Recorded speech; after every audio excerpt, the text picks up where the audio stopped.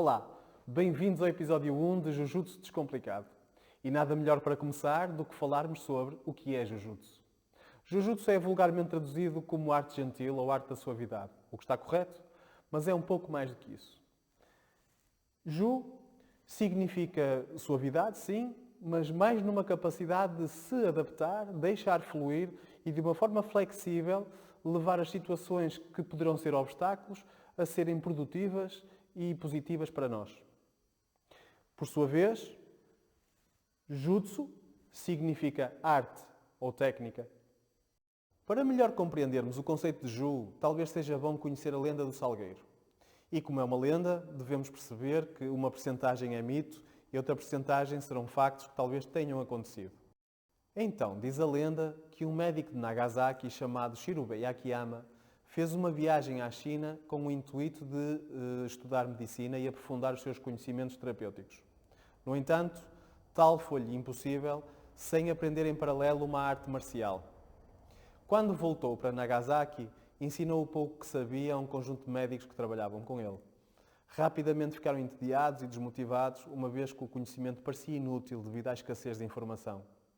Shirobei retirou-se para um monte, no templo de Tenjin, e refletiu sobre o assunto, utilizando os conhecimentos que já tinha sobre anatomia, biomecânica, e tentou estruturar uma arte marcial que não dependesse da capacidade física, força ou velocidade. Então ele não teve grande progresso, até que um dia de manhã reparou que as árvores que circundavam o templo tinham um comportamento perante a neve totalmente diferente das árvores em Nagasaki. A diferença é que as árvores de Nagasaki eram pinheiros, e os pinheiros aguentam grandes quantidades de neve nos ramos, até que quando está em excesso, os ramos partem. Por sua vez, o salgueiro, que é a árvore que existia à volta do templo em Tenji, aguenta alguma quantidade, à medida que a quantidade de neve vai carregando o ramo vai vergando.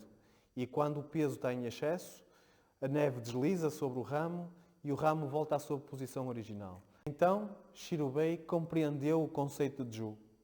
Não criar oposição às adversidades, apenas fluir, adaptar-se e conduzi-las de forma a serem produtivas.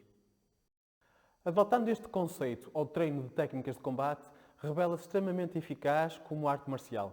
Sendo adotado pela classe samurai, chega-nos até aos dias de hoje com a sua carga cultural, filosofia de vida e forma de estar. Revelando-se, além de uma técnica de defesa pessoal extremamente eficaz, também um método de desenvolvimento humano e social.